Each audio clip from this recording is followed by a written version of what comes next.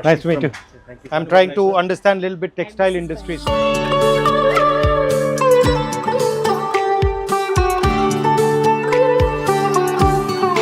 These are from Andhra. So these are kalamkari patterns. These are Ajrak print, Gujarat in Kutch. This is Jamdani from West Bengal.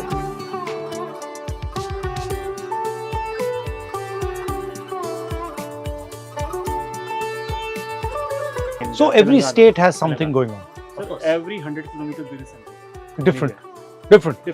You got into this business yourself, or were your My father. Your father. HPC So you learned. my father. So you learned from him, and he was the first person. He was the first person. And what he But was you also know, doing we, the same. We First are person in undivided India. Technically the 11th generation doing this. doing this. We would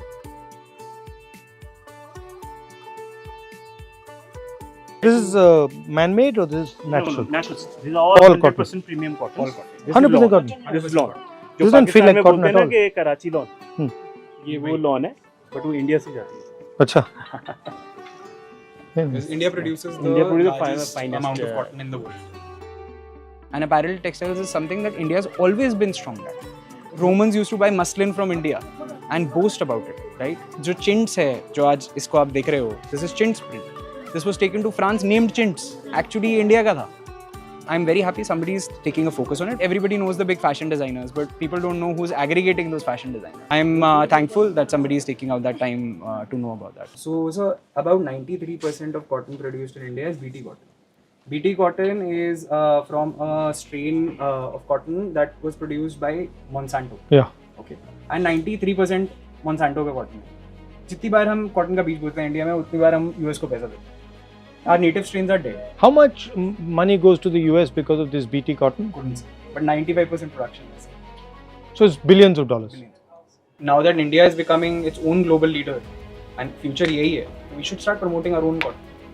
Not that cotton strain from That outside. is the thought process कि अगर ये हो तो और better होगा. Then we have variety of cotton. And Kala cotton requires like I think 70-80% less water than it. आज सबसे बड़ी समस्या ही पानी. जैसे मैंने बताया कि BT cotton is cotton from outside of India, right? वैसे similarly all certifications governing जो हमारी factory को govern करते हैं are from outside of India. Every single time we get a certificate or a factory gets a certificate, money is going directly out of India. Government could technically make a self-governing certification body.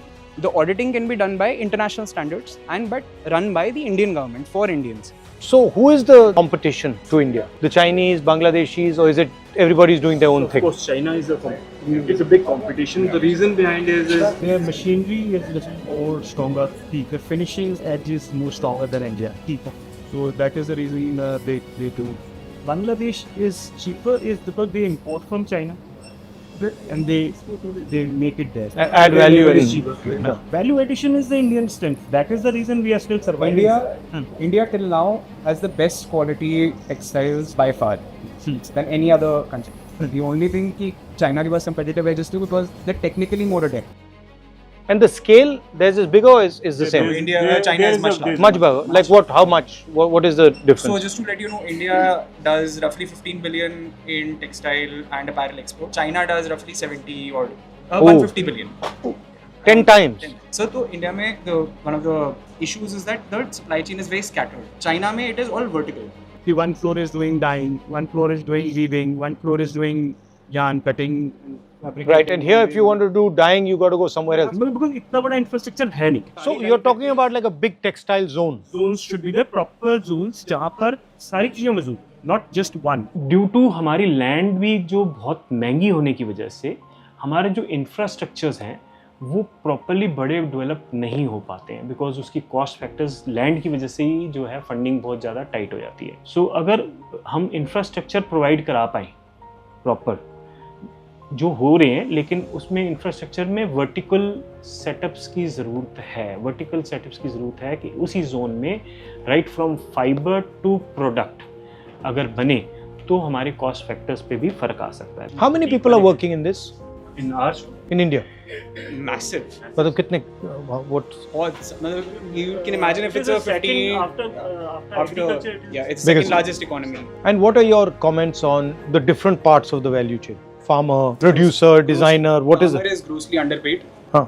Actually, this is where India loses out is because अगर cotton produce हो रहा है and cotton fabric बिक रहा है तो उस बीच में एटलीस्ट 10-20 hands get changed. इस logistic supply chain को we need to shorten. Otherwise, it is going to be incredibly hard कि हम farmers को कुछ दे पाएं. And how do you shorten it? So technically, government should do processing houses. The same idea you're saying. Put it all together. Okay. Thank you very much. Lovely to see you. Thank you, ma'am. Thank you. Nice to meet you. Thank you so much. Yes. Our hope is that of course the voices get heard and practical things get implemented. हमारे पास integrated structures को support मिले। हमारे जो textile industry है वहाँ पर R&Ds के लिए, रिसर्च एंड डेवलपमेंट के लिए कुछ हेल्पिंग सेंटर्स हों, जैसे गवर्नमेंट की तरफ से बेस्ट ऑफ द मशीन्स हों, वो सपोर्ट लेवल गवर्नमेंट लेवल चाहे स्टेट गवर्नमेंट या सेंट्रल लेवल से दें, वो इंडस्ट्री वहाँ पर बहुत अच्छे से फल फूल सकती है। So I'm glad that somebody is making and taking out that effort, and hopefully that can result in a better future for apparel and textiles in India.